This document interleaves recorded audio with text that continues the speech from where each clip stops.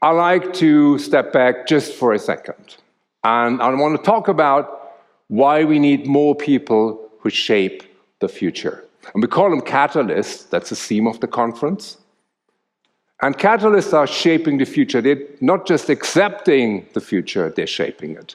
And everybody can be a catalyst, and that's what I'm going to prove to you today. And it doesn't matter to me if you work in marketing client side, if you work in an agency, or if you work in media. Being a catalyst is all about making your best ideas happen. And that's really hard. And before we do, I've got to talk about the iPhone. Years before Steve Jobs went on stage to show the iPhone to the world, Nokia already had one. The engineers in a lab in Espoo built a device with a touchscreen and an app store. And they thought, it's a breakthrough. And top management thought, nah, it's too expensive, too complicated, too soon. And they did what managers do. If they don't get it, they killed it. The engineers built the device. They didn't build the movement. Making things happen in any organization or getting your client to make things happen or to agree to your ideas is very hard. Every company has this funnel. This is the growth funnel. The growth funnel. And the growth funnel on the top fills with your ideas, your dreams, your plans, your fantasies. And then comes the resistance, the compliance, the budgets and politics. And what's left in many organizations after you reach the bottom of the funnel is just fear. And the resistance is really clever. It doesn't say, nah, it's a bad idea. It says, bring us more data. It doesn't say, oh, that's terrible. It says, what about you check that with legal? And by the end of the process, after 30 meetings, your idea for your organization or for your client is just the best of an average idea because it's been watered down by the resistance. And the problem is that that now means that companies and the world are just getting out of sync. Think about it. COVID-19 froze the entire global economy in what, like 12 weeks? Many companies take longer to issue a purchase order. People make software and movies from home in days. Legal won't return your call that fast. And then politicians are launching stupid taxes overnight. Very few companies do anything overnight. And as a result, we now have a world that's going faster and companies that are going slower. And that's the problem. Now, interestingly, there are still some companies that are growing, that are making it. There's still some people who are succeeding. So I'm going to tell you a little bit about work I've done for a new book.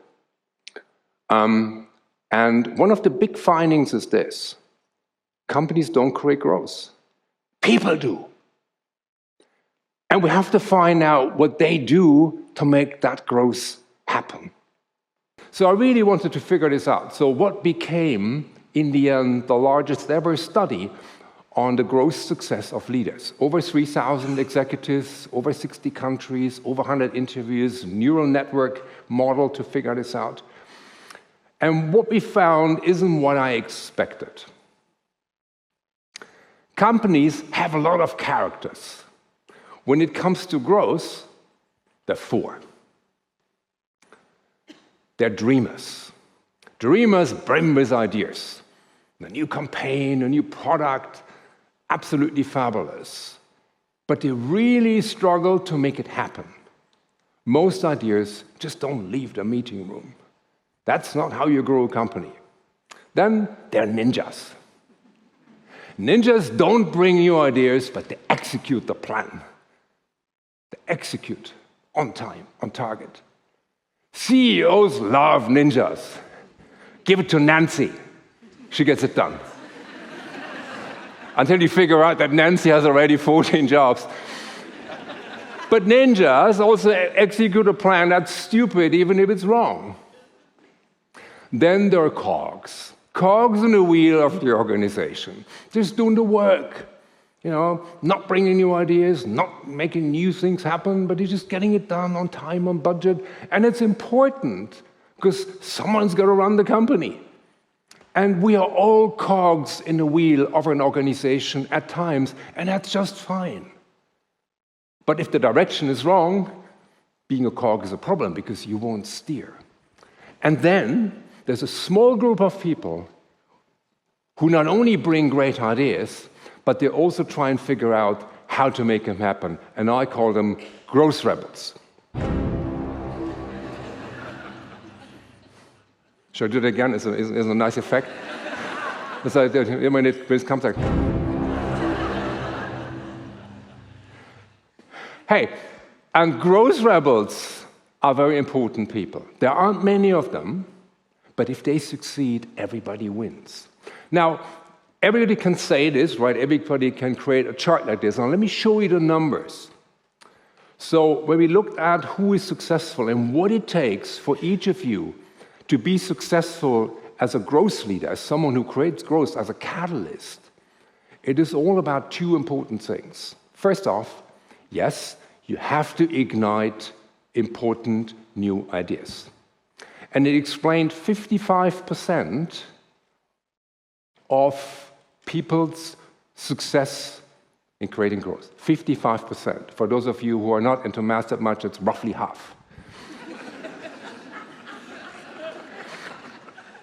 And the other missing, how many percent? Okay, I'll show it. 45% is about, I was told this marketing audience, so you have to be very careful. Sorry. It's morning, right? I can do that, can I?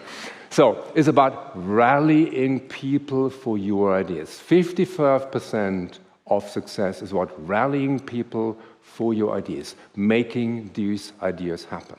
So it's not either or. It's not just the idea. It's not just about rallying. You need to have both skills, and both are critically important.